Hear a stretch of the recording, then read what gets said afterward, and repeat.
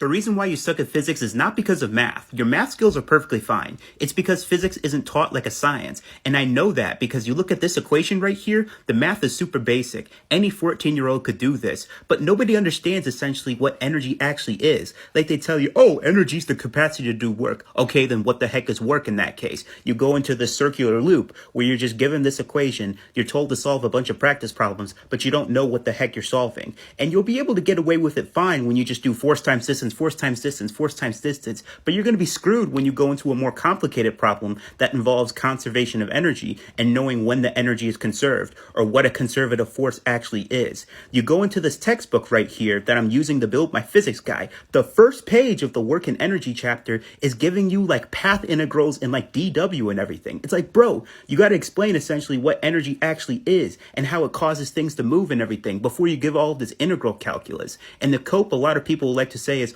oh, well, you just don't understand the Weather's theorem. You're right. I don't understand the Weather's theorem, but I don't need to understand what the heck that is to know that it takes a lot of energy to push a box far.